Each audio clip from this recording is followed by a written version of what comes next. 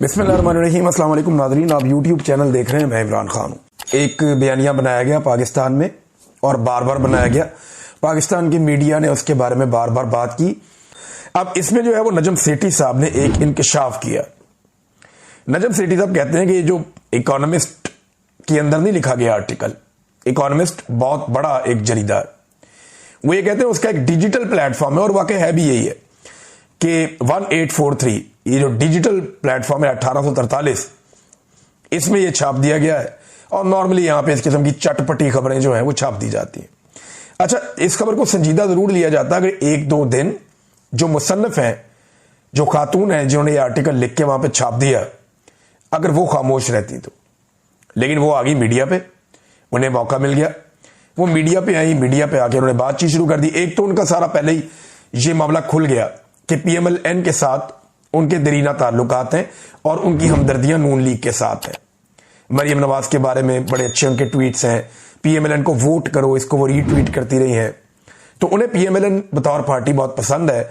और यहां मुबैना तौर पे कुछ लोग ये भी कह रहे हैं कि 2017 में इलेक्शन से पहले जब PMLN का दौर था, ये खातून कोई फंड रेजिंग के लिए गई थी, इन्हें कोई एक पोर्टफोलियो भी मिला था और ये बरतानिया गई थी और ऑफिशियल इनका विजिट था, इनको हेड बनाया गया था एक पूरी एक टीम का। तो वहां पे भी इनका मामला आया और सोशल मीडिया के अंदर ये सारी चीजें आ रही हैं। हाई कमीशन ने इनके हवाले से कुछ चीजें डिलीट भी की हैं, ये भी दावा किया जा रहा है। अच्छा, जब ये खातून को सुना ना, तब कुछ चीजें मजीद सामने आ गई। एक तो ये बात सामने आ गई कि इन्होंने ये जो सारी खबर बनाई है या आर्टिकल लिखा है, ये काम अब से शुरू नहीं हुआ। ये गुज़िश्ता साल जब बुशरा बीबी इमरान खान साहब की रिहाई के लिए एक तहरीक लेकर निकली थी, ये मामला तब शुरू हुआ था नवंबर में। और तब इन्होंने इसके ऊपर काम शुरू किया था कि अगर ये मामला आगे बढ़ता है तो ये आर्टिकल हम छाप देंगे। लेकिन फिर जरूरत नहीं पड़ी, 26 नवंबर हो गया, कत्लेआम, मामला किसी और तरफ मुड़ गया, बाद में जरूरत नहीं पड़ी। और अभी क्योंकि 27वीं आईनी तरमीम है, तो मुझे ऐसा लगता है कि 27वीं आईनी तरमीम से जो असल मसला, उससे तवज्जो हटाने के लिए, असल मसला क्या है? असल मसला यह है कि पाकिस्तान के सदर ने और पाकिस्तान के आर्मी चीफ ने दोनों ने ताहयात इस्तिस्ना ले लिया है।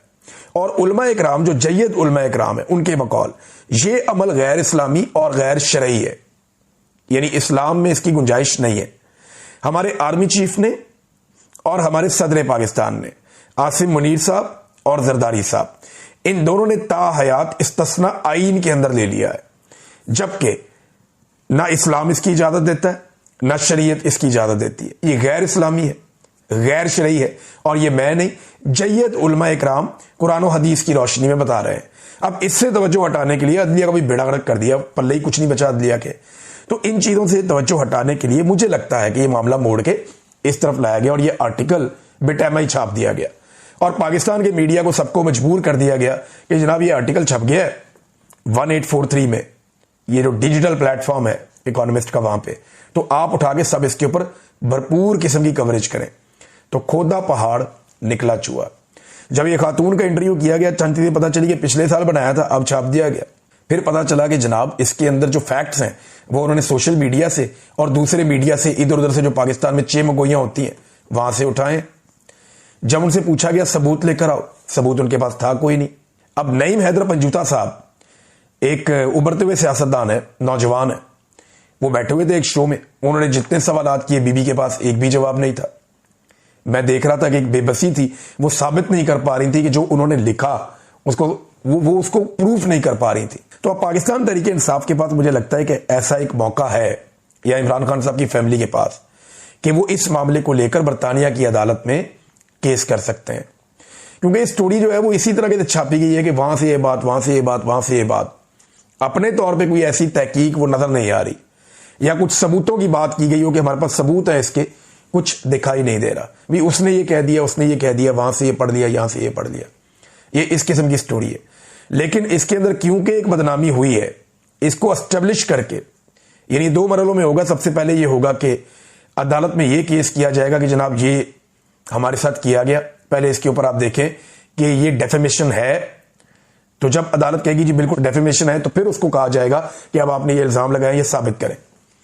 तो ये इल्जाम कैसे कोई साबित करेगा? होते उनके पास तो वो अदालत में बता देती, लेकिन अदालत में भी वो कुछ बताने में कामयाब नहीं हुई बल्कि नाकाम हुई। तो नाज़रीन, एक और चीज यहां पे सामने आती है। आसिम मुनीर साहब को जब डीजी आईएसआई के ओहदे से हटाया गया तो ये बात इमरान खान साहब ने भी बताई थी और जुल्फी बुखारी ने भी बरतानिया में ये बात कंफर्म की थी। उन्होंने ये कहा था कि जब आसिम मुनीर साहब को डीजी आईएसआई के ओहदे से इमरान खान साहब के दौरे हुकूमत में हटाया गया तो उन्होंने बुशरा बीबी से बात करने की दरख्वास्त की थी कि मेरा बुशरा बीबी से रब्ता करवाया जाए। अब रब्ता इसीलिए ना, कोई बातचीत हो जाए, मेरी को रास्ता मेरा बच जाए, ओहदे से हटाया जा रहा है वो ना हटाया जाए। लेकिन बुशरा बीबी ने मुलाकात नहीं की या मुस्तरद कर दिया मुलाकात की जो एक उनकी दरख्वास्त थी उसको। अब उसके बाद आप देखें कि बुशरा बीबी के खिलाफ इस निज़ाम में पूरी एक नफरत है। ये जो आर्टिकल नादरीन अभी आपने पढ़ा, इससे मिलती जुलती चीजें जब मैं आईएसआई की कैद में था तो उन्होंने मुझे भी दी थी, बल्कि उसके अंदर पॉइंट्स उन्होंने मुझे लिखवा के बल्कि खुद लिख लिख के दिए थे। उन्होंने कहा था जी इसके ऊपर आपने पूरी एक वीडियो बनानी है इन पॉइंट्स के ऊपर। मैंने कहा जी मैं जानता ही नहीं इन बातों को। तो इस तरह की बहुत सारी चीजें आईएसआई के लोग मजबूर करते थे कि आप लोग ये बोलें, ये स्टेटमेंट आप दें। मैंने वो स्टेटमेंट नहीं दिया, लेकिन वो इससे मिलता जुलता ही था कि जनाब वो जादू करती हैं तो वो टूना करती हैं, तो उनको जो है वो उनका एक तरीकाकार है वो, और बहुत गंदी बातें इसके अलावा भी थी जो इस आर्टिकल में भी नहीं है, बहुत सारी गंदी बातें। तो वो उस वक्त मुझे मजबूर कर रहे थे कि ये बात कहो। तो उससे मुझे अंदाजा हुआ कि ये आईएसआई के लोग जो है, या इनको कहा गया है या ये खुद से कर रहे हैं, ये बुशरा बीबी पर बहुत गुस्से में है और ये एजेंसी उनके बहुत खिलाफ है। उस वक्त मुझे इस बात का आइडिया हुआ था। चंद चीजों का जिनका मुझे आइडिया हुआ, एक ये हुआ कि बुशरा बीबी के ये लोग बहुत खिलाफ हैं। एक मुझे पता चला कि अरशद शरीफ के केस में बहुत डरे हुए हैं। दूसरा, ये जनरल फैद हमीद और इमरान खान साहब, इन दोनों के बड़े खिलाफ हैं और जनरल फैद हमीद पे कोई बहुत गुस्सा है ये मौजूदा एस्टेब्लिशमेंट को। तो भाई वो आपस की लड़ाई है, लड़ो आपस से जितना मर्जी। जनरल फैद हमीद भी कोई आसमान से उतरा हुआ तो नहीं था, वो भी सियासी मुदाखलत करता था, वो भी गंद मारता था। मैं कहता हूं जनरल फैद हमीद को करप्शन की बजाय और बाकी चीजों की बजाय सियासत में मुदाखलत पे बदतरीन सजा देनी चाहिए और ऐसी मिसाल कायम करनी चाहिए कि उसके बाद आने वाले जितने भी डीजी आईएसआई हैं उनको भी लपेटो। यानी नदीम अंजुम साहब ने भी सियासत में बदतरीन मुदाखलत की है, इनको भी पकड़ो और ये बाकियों को भी पकड़ो। लेकिन अगर जनरल फैद हमीद तक ये मामला रुकना है तो ये नहीं होना चाहिए, ये फिर मामला आगे बढ़ना चाहिए, पीछे भी जाना चाहिए। सबको पकड़ो, इनकी कब्रों के ट्रायल करो। ये जो जर्नैल पाकिस्तान को मार्शल लगा लगा के बेड़ा गर्क करके गए ना, जिन्होंने पाकिस्तानियों को जंगों के अंदर झोंक दिया, गैरों की जंगों में, और आग लगाई पूरे पाकिस्तान में, इन सबसे आज भी जवाब मांगा जाना चाहिए। तो बहरहाल बुशरा बीबी पे गुस्सा तो बहुत था, ये तो मैंने फील भी किया था और अब एक आर्टिकल भी आ गया आपके सामने। लेकिन इससे फर्क क्या पड़ा? इमरान खान साहब की इज्जत को कोई फर्क पड़ा? तो बजाहिर ऐसा कुछ नहीं हुआ। ये आज 3.5 साल हो गए रजीम चेंज ऑपरेशन को, 3.5 साल से भी ज्यादा हो गए। अगर मामला बार बार घूम के इमरान खान साहब की खानगी जिंदगी पे ही आता है तो जाओ भाई जाके अडयाला जेल में माफी मांग लो इमरान खान से, और क्या करना है। ये नहीं, अगर घूम फिर के मामला बार बार इमरान खान साहब की खानगी जिंदगी, उनकी निजी जिंदगी, उनकी बीवी, इन मामला पे ही आना है तो भाई जाके इमरान खान से माफी मांग लो। आपको इस लेवल की घटिया लड़ाई लड़ना जे भी नहीं देता, ये होना ही नहीं चाहिए, इसकी कोई गुंजाइश नहीं होनी चाहिए। नाज़रीन, मंसूर अली शाह साहब, क्योंकि अब देखें ना जजेस इस्तीफे दे रहे हैं, बहुत सारी जगहों से खबरें आ रही हैं और आहिस्ता आहिस्ता जो जजेस पहले इस्तीफे दे चुके हैं वो बात करना शुरू हो गए। नाज़रीन, इसके अलावा जो कल यौम सयाह बनाया पाकिस्तान तहरीक इंसाफ ने, उसमें सिंध से बहुत सारे मनाजिर अब आए हैं। खैबर पख्तूनख्वा में मैंने आपको बताया कि 1 दर्जन के करीब मुकामात पे एहतजाज हुआ। सिंध से लगभग 2 दर्जन के करीब तस्वीर आई हैं जहाँ पे मुख्तलिफ इलाकों में छोटे छोटे एहतजाज हुए हैं और कुछ बड़े एहतजाज भी हुए हैं 27वीं आइनी तरमीम के ख़िलाफ़, 26वीं आइनी तरमीम के ख़िलाफ़ और इमरान खान साहब की बहनों के ऊपर जो टॉर्चर किया गया उस हवाले से भी। अब नाज़रीन, आखिरी 10 दिन बचे हैं, यानी आज 22 तारीख है, ये महीना गुजारना है किसी तरह फील्ड मार्शल आसिम मुनीर साहब ने। इस महीने में कोई ख़राबी नहीं होनी चाहिए। ये महीना ख़त्म तो उन्हें लगता है कि शायद उसके बाद वो बिल्कुल नाकाबिल तस्खीर हो जाएंगे। नाकाबिल तस्खीर तो कुछ भी नहीं होता, अल्लाह रब्बुल इज़्ज़त की ज़ात है, सारी ताकत तो उसके पास है और किसी के पास नहीं है। जितने भी डिक्टेटर रहे वो जब मुतमईन हो गए तब उन्हें डंडा पड़ा कुदरत का। तो अब सूरत हाल ये है कि पंजाब में बड़े पैमाने पर कारकुनों की पकड़ धकड़ जारी है। पाकिस्तान तहरीक इंसाफ के कारकुन गिरफ्तार किए जा रहे हैं, किसी और सियासी जमात के कारकुन गिरफ्तार नहीं हो रहे और 3 MPO के तहत इन्हें कैद भी किया जा रहा है 10-10 दिन के लिए। और ये कुछ 10 दिन वाले जो पेपर हैं ये अब सोशल मीडिया पे गर्दिश भी कर रहे हैं। इसमें जो है इंफॉर्मेशन सेक्रेटरी पाकिस्तान तहरीक इंसाफ के शेख वकास अकरम, उन्होंने भी कुछ पेपर जारी किए हैं कि 10-10 दिन के लिए अब ये पाकिस्तान तहरीक इंसाफ के कारकुनों को कैद किया जा रहा है जेलों में 3 MPO के तहत। अब वजह यह है कि इन 10 दिनों के बाद आसिम मुनीर साहब को लगता है कि वो नाकाबिले तस्खीर हो जाएंगे, लेकिन घोड़ा भी यही है तो मैदान भी यही है, जब वक्त आएगा तो पता चल जाएगा। इससे पहले ये लोग यही सोचते थे कि इमरान खान को जेल में डालेंगे सब ठीक हो जाएगा, कुछ नहीं हुआ। फिर इन्हें लगा इमरान खान को सजाएं दे देंगे सब ठीक हो जाएगा, कुछ नहीं हुआ।